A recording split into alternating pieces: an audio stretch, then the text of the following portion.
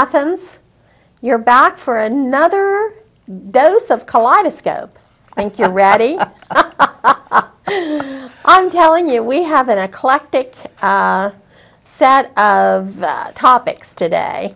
I've just been on my rant and rave about the Republican candidates debate and Donald Trump.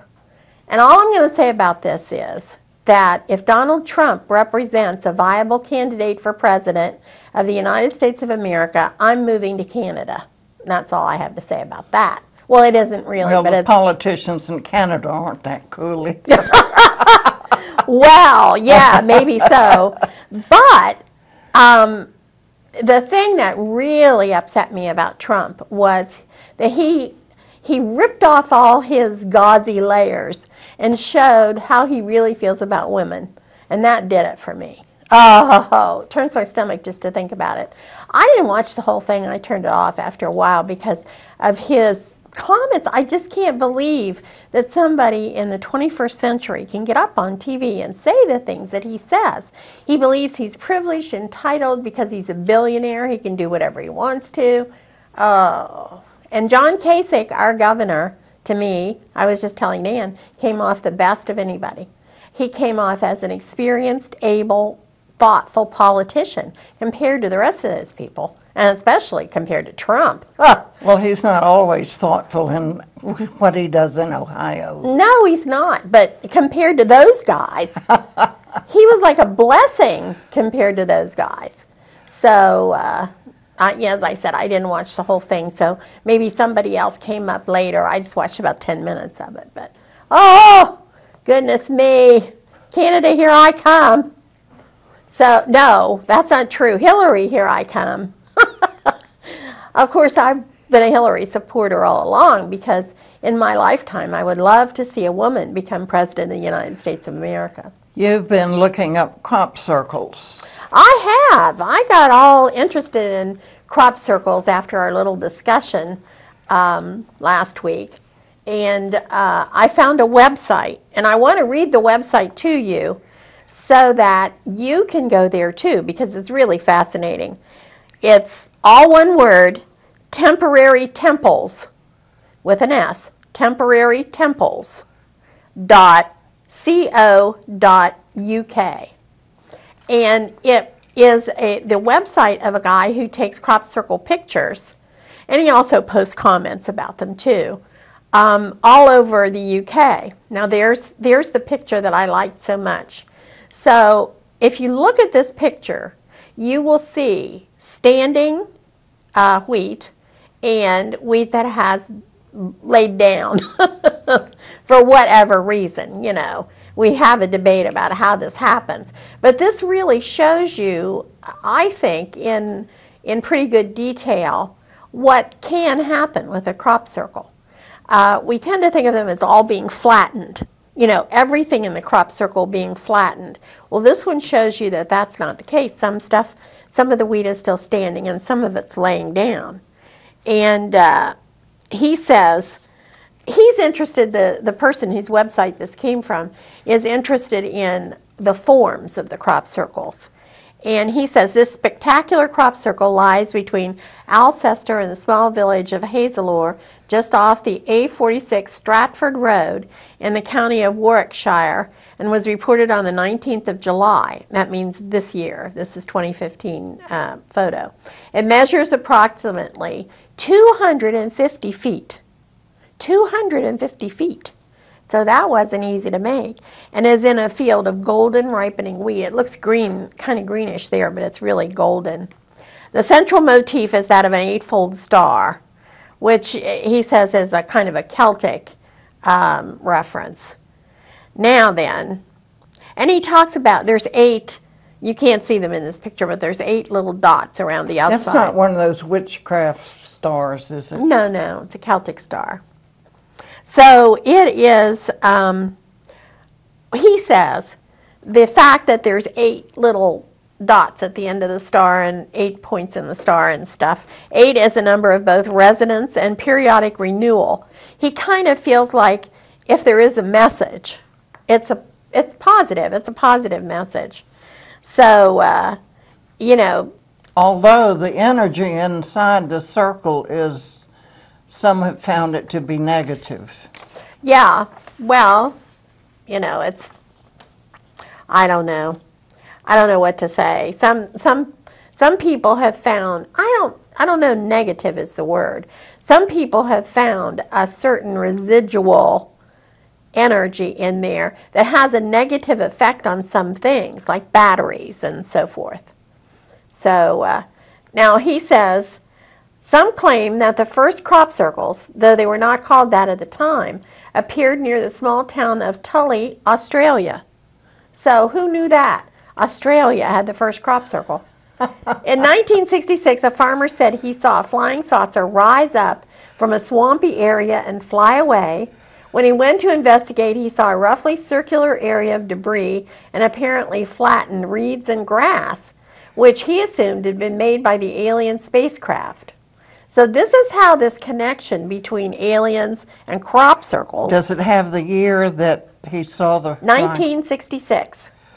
1966. So this is where, and he said the press says here that the press started referring to them as flying saucer nests, the crop circles.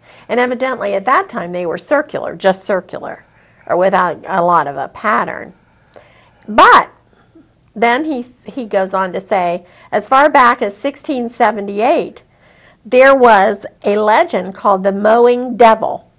And this is in England.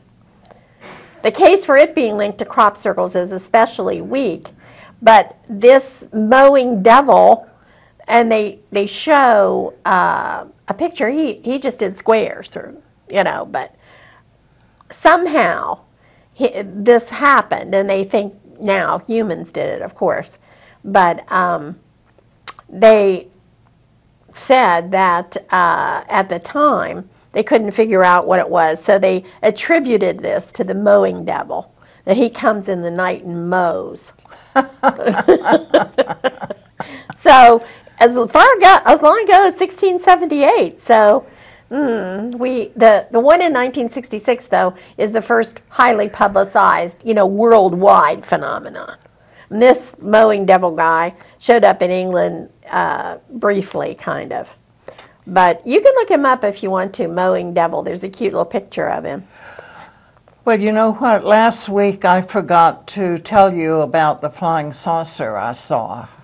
Duh! How could you have forgotten such a thing? How could you have forgotten it? Oh, wait, I want to say one more thing about the crop circle. Okay.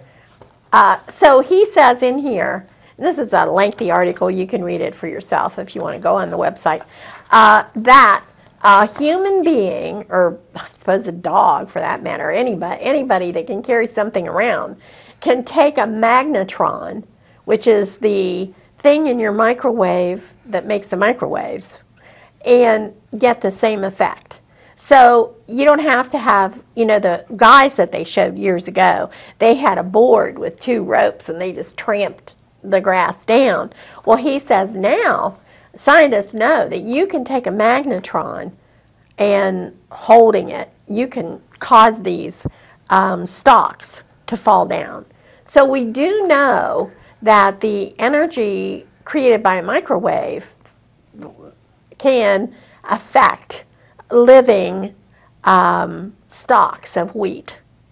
So now where we go with that, I'm not sure. Maybe there's hundreds of people out there with magnetrons, you know, flopping over wheat all over the world. I don't know. But anyway, that's kind of Maybe the interesting. CIA could go to local stores and see who's been buying magnetrons. Well, CIA is not allowed to operate in the United States of America. Okay, so that's the crop circle news, and I've given you this great website. If you're interested, please go there, because he has a fabulous website with all kinds of information and pictures. And you can make up your own mind what you think about crop circles.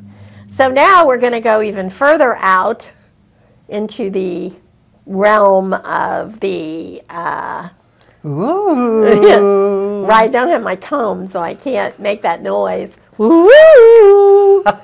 With Nan and her flying saucer, which she claims she actually saw in Athens, Ohio. Not in Athens, Ohio. Oh, where were you? Yeah.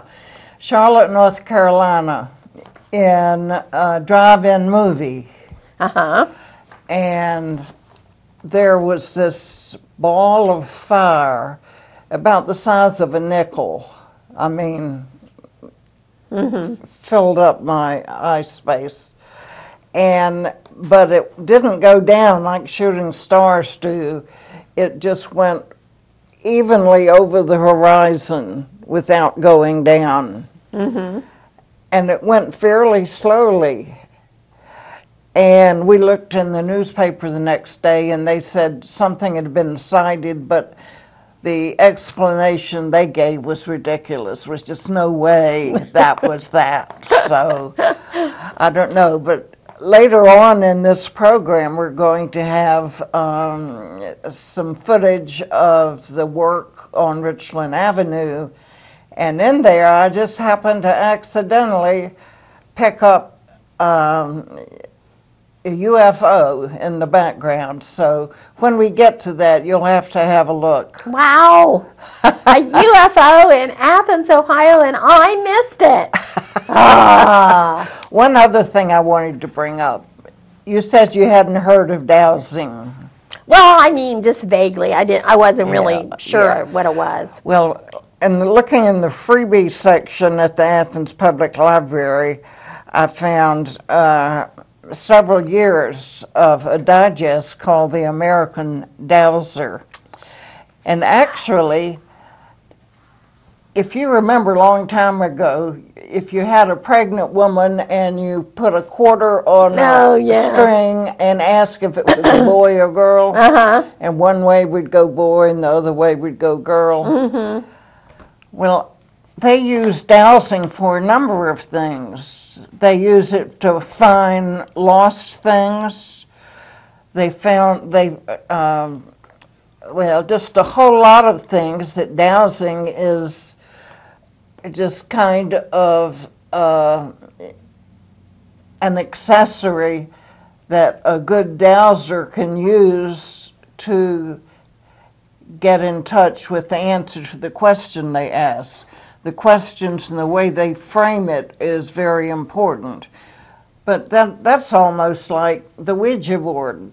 Yeah. What's the dowser holding? I know they hold something. Well, some of them hold what I described, something on a string. The others use some combination of coat hangers and something, and I couldn't get a real good handle on that. And some of them use something that's split in the wood, but again, I couldn't get a handle on just how that's used. But anyway, I thought that was very interesting. Well, and I remembered, I saw Russell Crowe's most recent movie called The Water Diviner, and he's a dowser in that movie in Australia. And he uses it just to find water on his own land. I mean, it's just something that he can do. And then it's just before the First World War. The First World War comes about, and all three of his sons actually enlist and go to the war. And if you know anything about the tragedies of the First World War, there was a terrible slaughter of Australians. And that's something they've never forgotten in Australia, that's for sure. So anyway, they tell him that his sons are missing, presumed dead, because like thousands, 25,000 people were killed or something like that. And his wife wants their bodies back, but they don't know, they can't send back a body because there's so many different ones. They don't know who's buried where, it's just a big mess. So she commits suicide. And that causes him to say, I'm going to go and find those boys and bring them back. And the way that he finds the grave or verifies that it's his son's grave is by dowsing. Wow. Yeah, it's really interesting. I don't know, I really didn't look it up online to see if there's any truth, if that really is taken from a true story. But it's really interesting. Because he's Russell Crowe, You know, he's a very masculine, down to earth. He's not one of these woo-woo guys at all. This just, like you said, this is just something that he can use, like in his daily life, and to help his neighbors. But he's not, he doesn't think he's got, you know, like extra powers or anything like that. Well, this might be a good time to take a look at the fairly short work on Richland and see if you can see the flying saucer. Yeah, see if you can spot the flying saucer. I can't wait. I tell you what, I'm excited.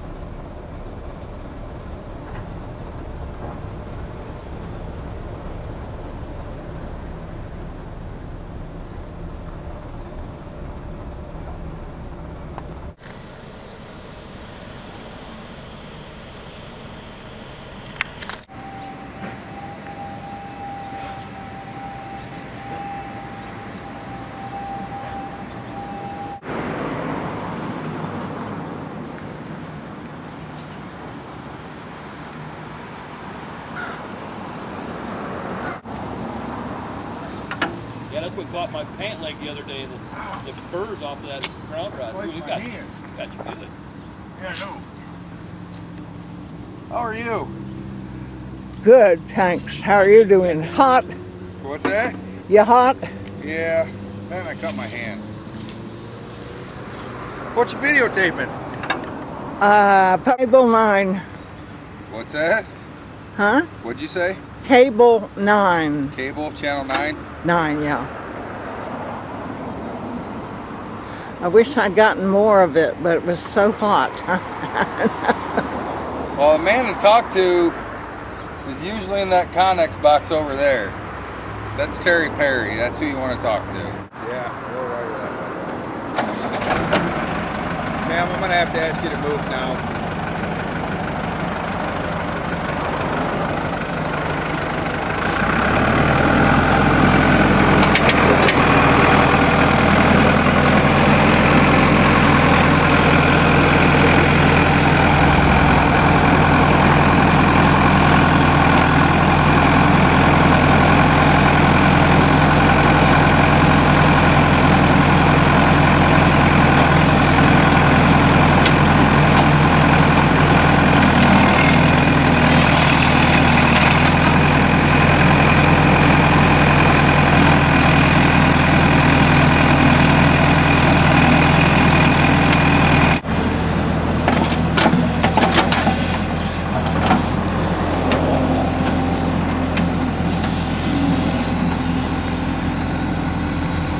What are you going to put in there? Light pole foundation. Light pole foundation. A foundation for one of those light poles. Oh, a light pole foundation. Yeah. Those are pretty lights. Yeah. Well, we hit an old brick pavement road, so we have to we usually use that truck and drill a hole, but with that brick down there, we had to. What's your name? My name's Max Didion with Miller Cable Company. Max Didion with Miller Cable Company. Pillar Cable Company. Okay. We do the lighting. Oh, okay.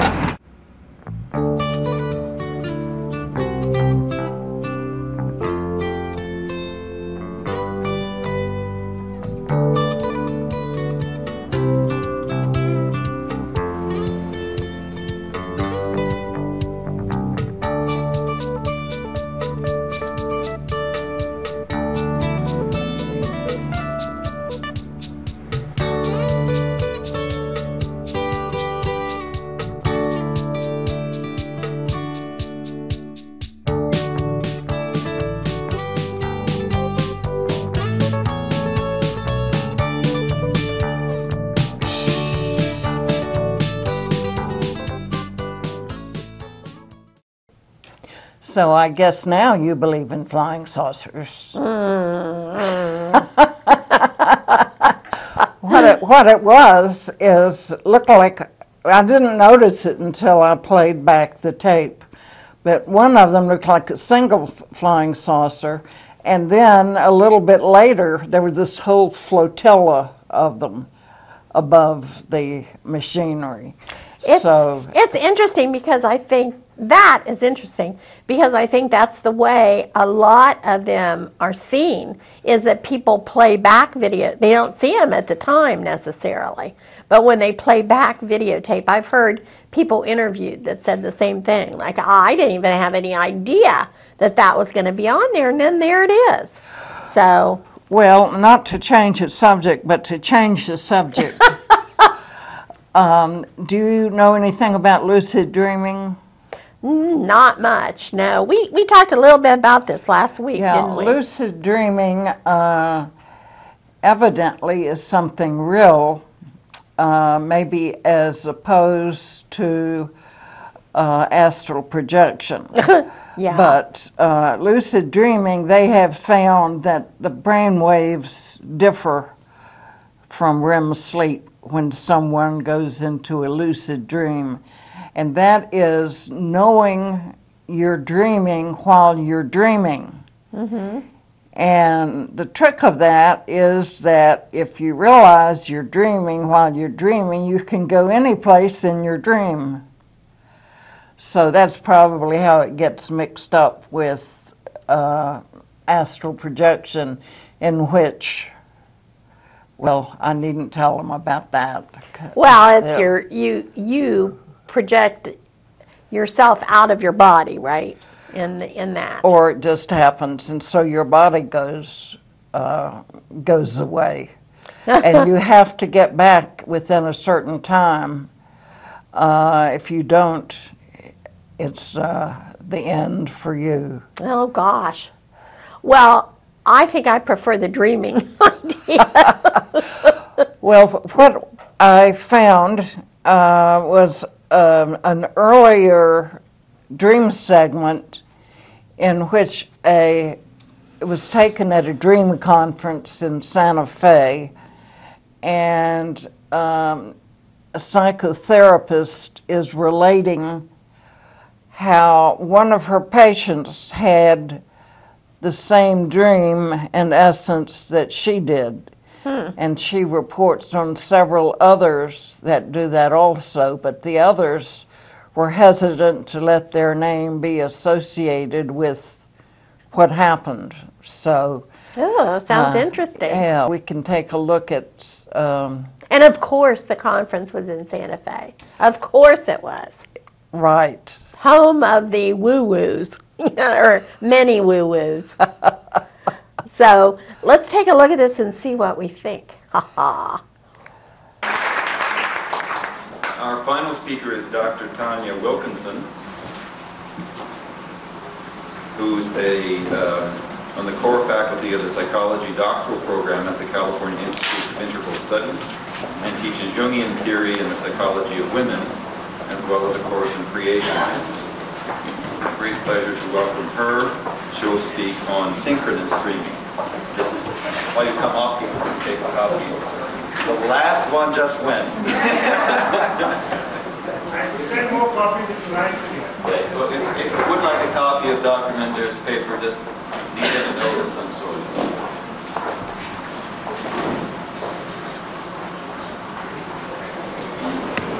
Okay, I wanted to just make one correction to the program. The name of my paper is Synchronous Dreams in Psychotherapy rather than just Synchronous Dreams. I wanted to make that correction because, of course, synchronous dreams occur in all kinds of relationships. Sure. And also, how's that? Is that better? Getting better. Yeah. How's that? Good. All right. Feels like it's attacking me. I don't know. Okay, I just wanted to. Can you hear now? All right. I just wanted to make a correction that the paper should be called Synchronous Dreams in Psychotherapy. Synchronous dreams occur in a lot of relationships, but the only ones I have really studied for this purpose of this paper occur in psychotherapy, so I just wanted to clarify that. I want to begin by telling you two dreams. A colleague of mine, a psychologist, had a dream in which a rat had attached itself to the soft connective tissue between her thumb and first finger on her left hand. It was biting here. And it was quite painful. It was biting down very hard, and she was tempted. She felt in the dream, what I should do is fling my arm back and forth in an attempt to fling the rat off. She realized that that would probably not work, and she also realized that the rat was terrified. And so she stroked the rat to calm it down, and eventually was able to get it to relax its mouth and detach it from her hand. And that was the whole dream. 2 days later, she was seeing a client in psychotherapy, and he told her that 2 nights previously, the same night she had had her dream, he had dreamed that a rat had attached itself to the soft connective tissue between the thumb and first finger of his right hand, and that in fact he flung it back and forth in a desperate attempt to get the rat to detach and fly off of his hand, and that out of nowhere a hand came and stroked the rat and calmed it down and detached it from his hand. Now, if you're like me, you feel sort of awestruck when you hear a story like this, assuming it's told to you by a reputable person that you believe, which my colleague was. And since I began researching dreams of this kind that occur in psychotherapy, I've heard 9 such stories, and each time I hear a story, I feel sort of thunderstruck. You know, what can this possibly mean? The temptation, I think there is a temptation to search for a reductive explanation that would kind of give you a handle on this mysterious phenomenon that, you know, the awe that you feel, or that I feel anyway, is a little bit uncomfortable. And many psychologists that I presented these dream stories to offer such reductive explanations, suggesting, for instance, in this example, that my colleague and the client must have discussed this rat imagery before the dreams occurred, and that the therapist completely forgot that previous discussion. That would be a pretty serious problem for a therapist if they would have a discussion like that and then completely forget it. I mean, you know, basically your two basic skills that you have as a therapist are you can listen and you can remember what's told to you, you know. So if she's forgetting something that key, it's pretty serious. Materialistic explanations for this kind of phenomenon always seem to involve pathology. You know, in order to come up with a concrete explanation, somebody would have to be pathological. Other kinds of suggestions that have come up are that the psychologist perhaps made up her dream after hearing the client's dream, doing this consciously or unconsciously. If she did it consciously, if she made up the dream and then told me that she genuinely had it, and she did that consciously, then she's a sociopath. If she did it unconsciously, then she's delusional. Once again, you know, we don't have an explanation which is not pathological.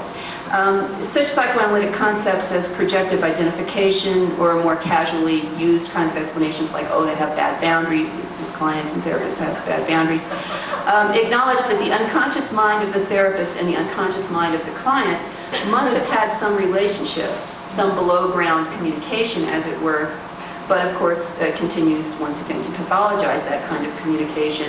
The conceptualization here is that the presence of such experiences is a sign of significant disorder, perhaps a character disorder on the part of the client, maybe on the part of the therapist too, and that the disappearance of these kinds of experiences would be a sign of health or a sign of progress.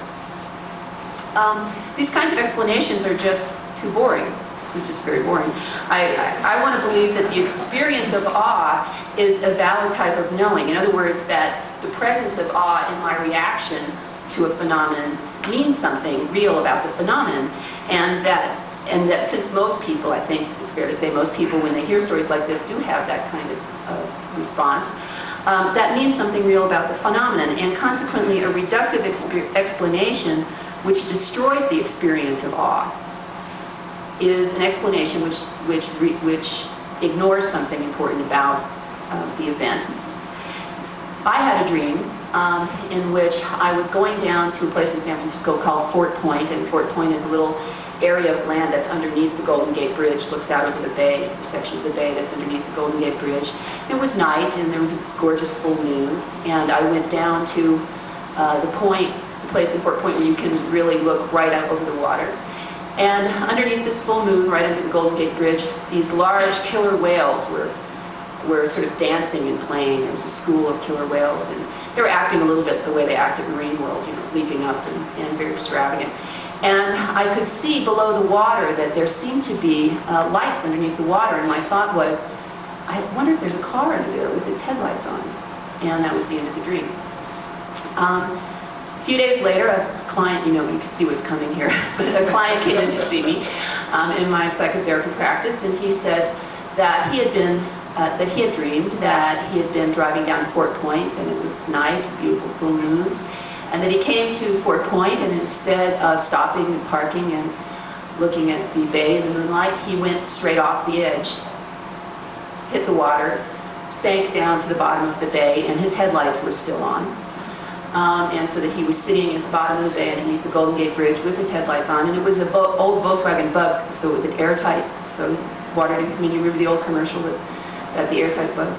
So he had a little while before he drowned, and that he realized as he was sitting there at the bottom of the bay that killer whales were gamboling all around him, leaping up and down.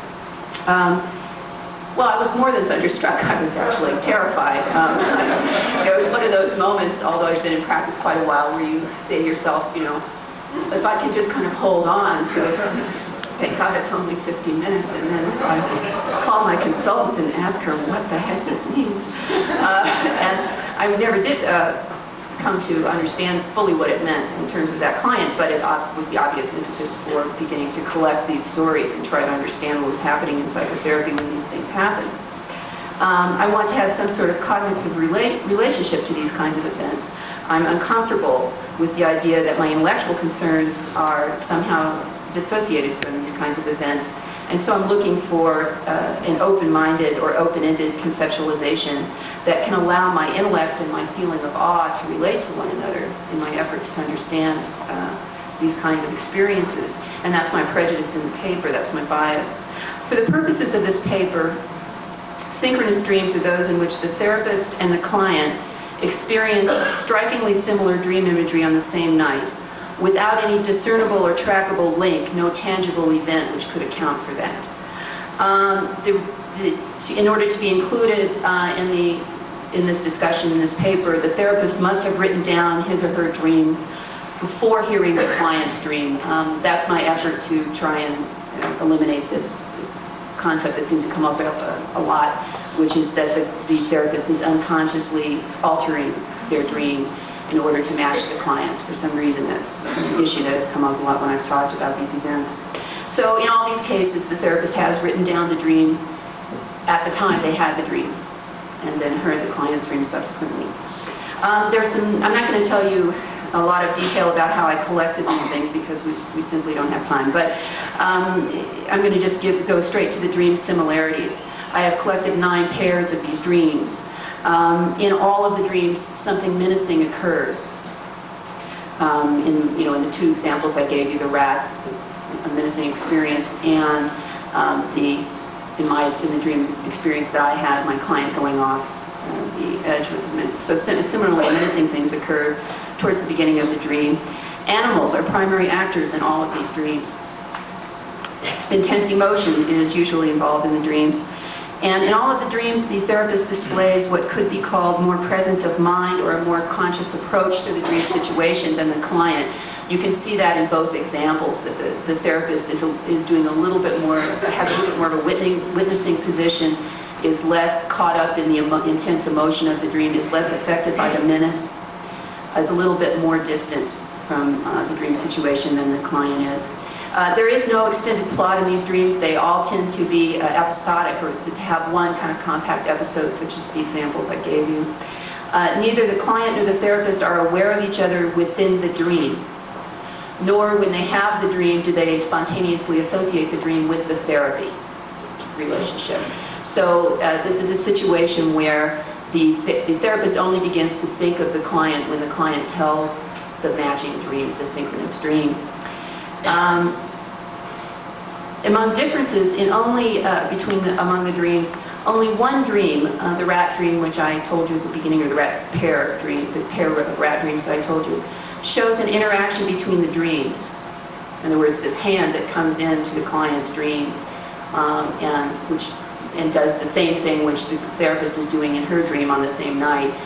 This is the only sign of interaction, although once again, neither the client nor the therapist were aware of that as an interaction at the time of the dream. In other words, when this hand came in, the client didn't think to himself, oh, it's my therapist's hand. The settings vary. There's no similarity in the settings. There were no themes there. They could be outside, they could be inside, they could be in known places, unknown places. Some dreams were set kind of nowhere in particular. People were so focused on the action that they didn't even notice the setting. And there may be other people. There may be people in the dream, other people in the dream, or there may not be. Typically, the dreamer is interacting with the animals in the dream rather than other people. I interviewed the therapists involved. I wasn't able to interview the clients for a variety of reasons. And all of these therapists and all of the clients are between 35 and 45 years old. They're from a wide range of ethnic backgrounds.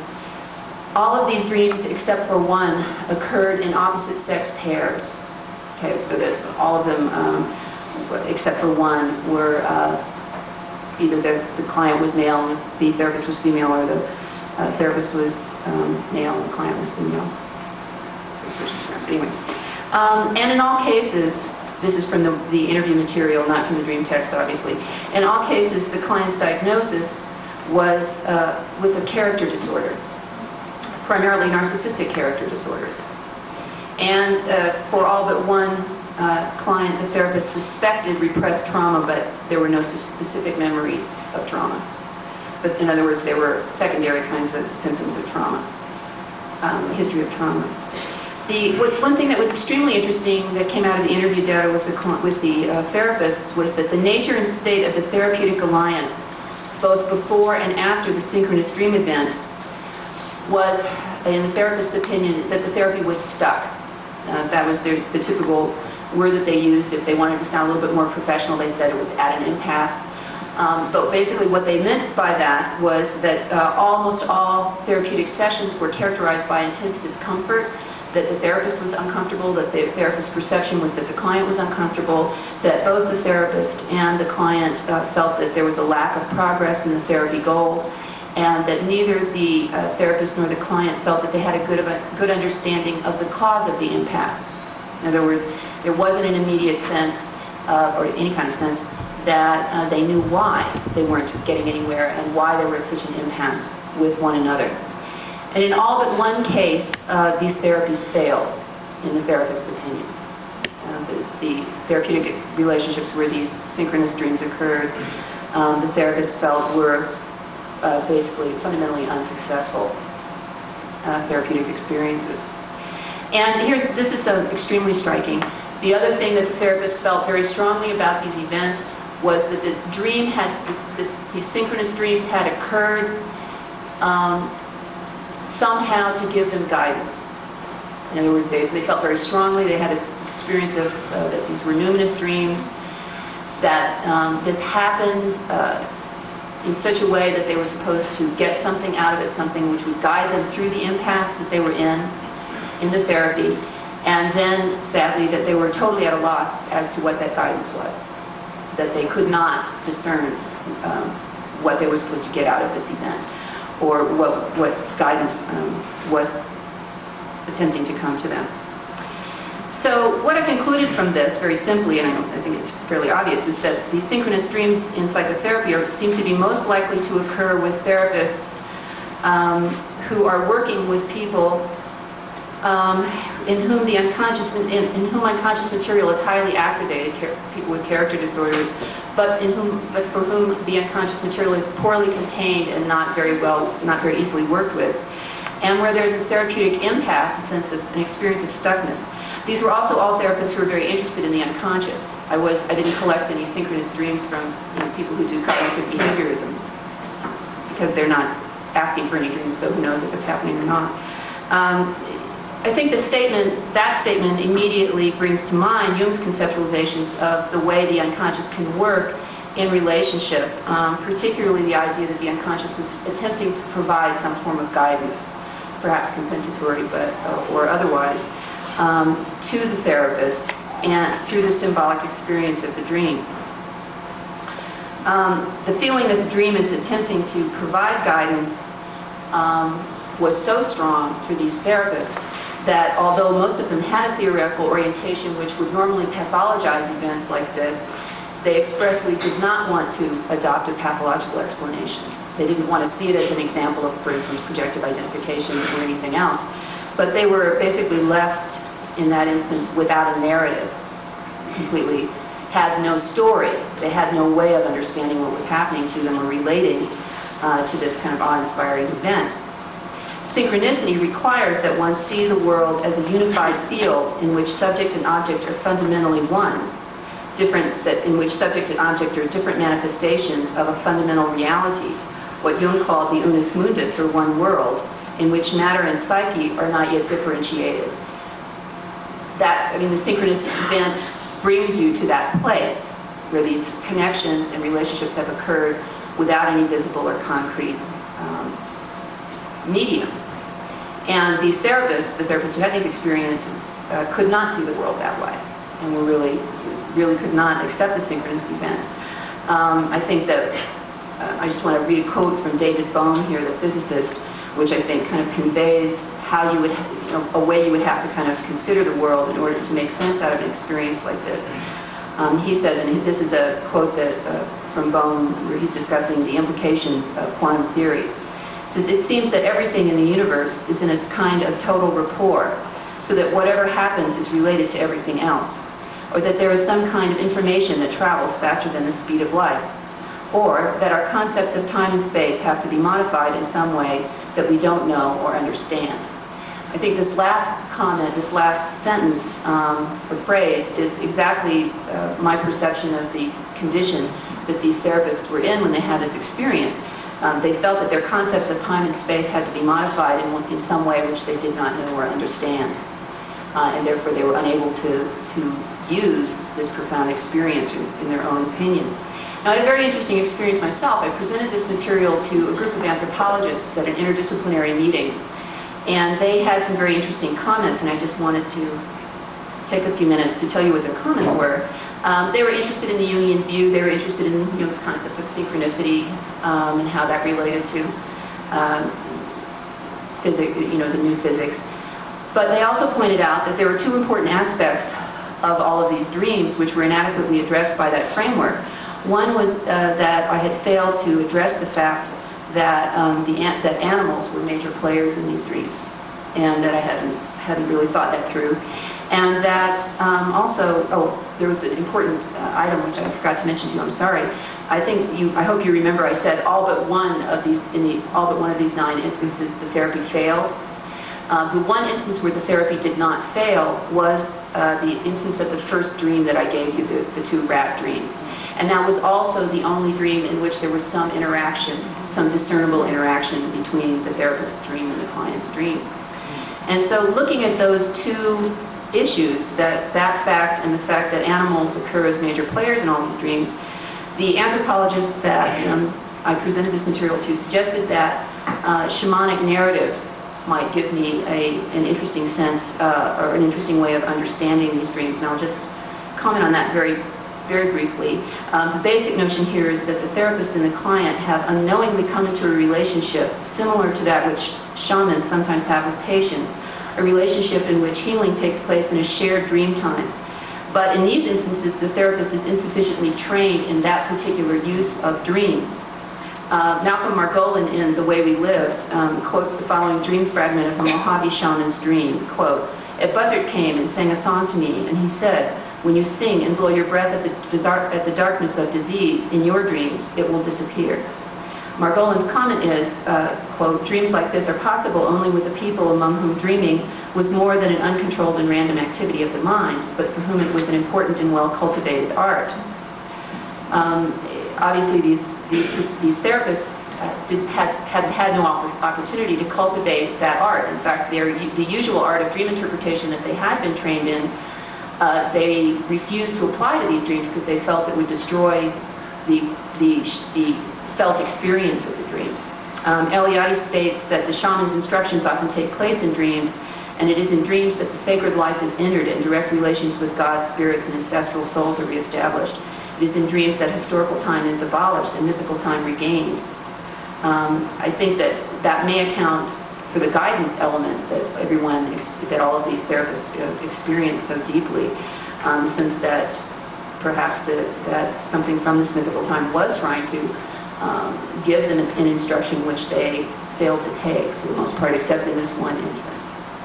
A final just interesting note that I'll give on this, collecting this data, is that I had called all of the therapists. So this is data that I had collected over a number of years, and I called all the therapists involved to tell them that I was trying to put together a paper. I was working on a paper about synchronous dreams, and with the exception of the woman who had the rat dream that I told you was the very first dream, all of the therapists involved forbade me to quote their dreams in the paper.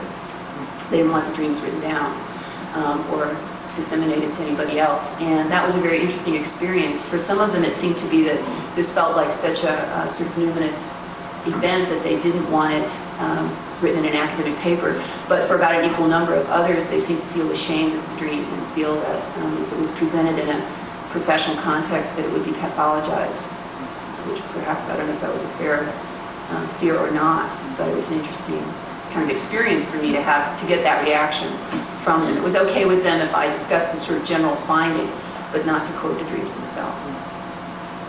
Maybe that's why you didn't understand.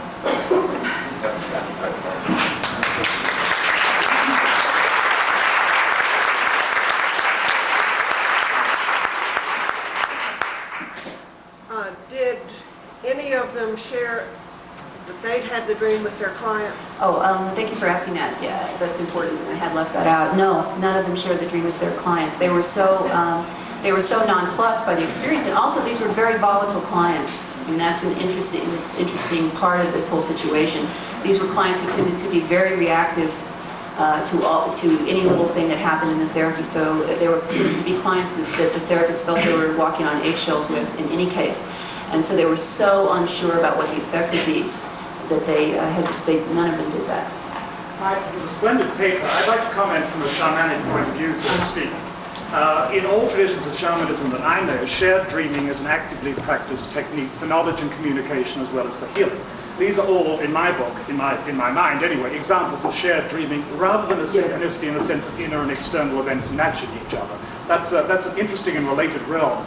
But I work with an active circle of dreamers, and we regularly find ourselves participating in each other's dreams and sharing the experience. And of course, this becomes available as a tool to use for all sorts of purposes.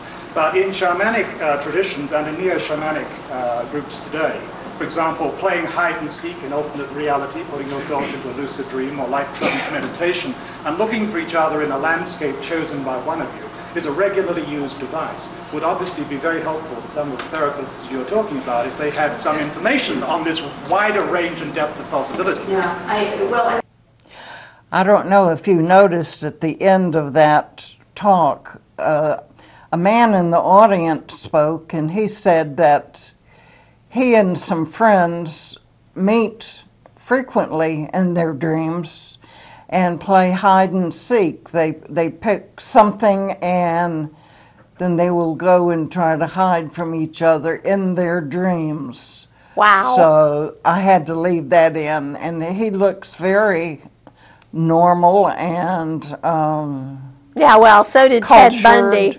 Huh? I said, so did Ted Bundy.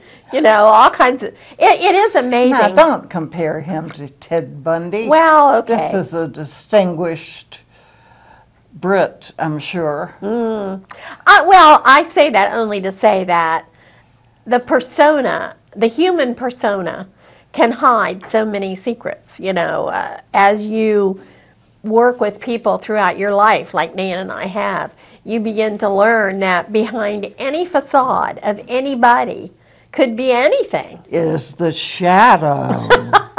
Well, maybe it is a shadow. There's some darkness sometimes. Carl Jung's shadow. That's right. Part. That's right. That's right. You know, your bad self is always following you around like your shadow.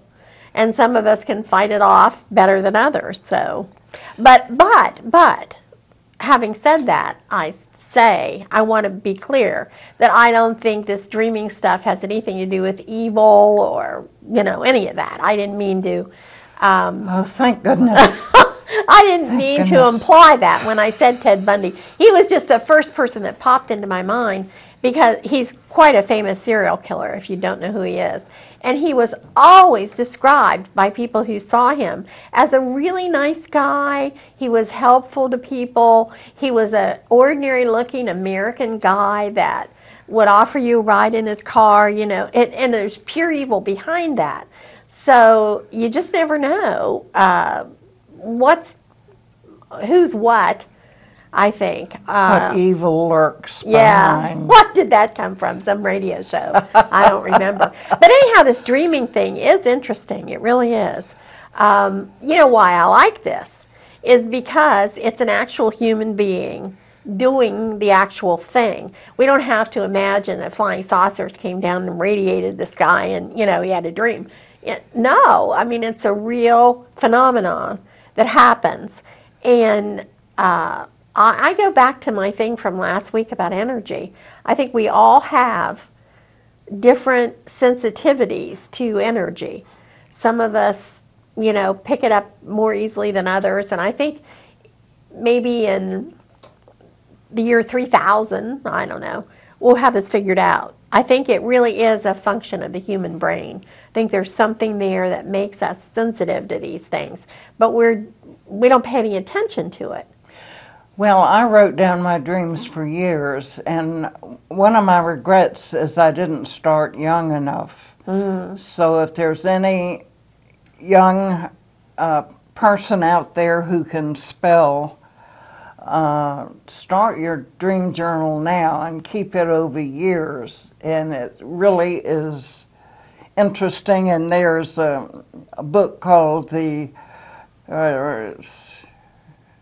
I don't know, it's on content analysis of dreams, and it is counted like 50,000 dreams and put them in categories, like are most of your dreams with, say, males? Are they aggressive? Are they friendly? So it really opens up a lot of content. Oh yeah, and that's a real thing. I mean, I know I hardly ever remember my dreams, but the ones I do remember are the ones that came from stress and fear. I know that. So, it would be interesting to know if I've had very many nice ones. I just don't remember them. And he said, well, Athens, it's time for us to wish you happy dreams for the next week. and don't let the bed bugs bite. No, sleep tight and don't let the bed bugs bite, and don't worry about those flying saucers coming over your head. We'll see you next week.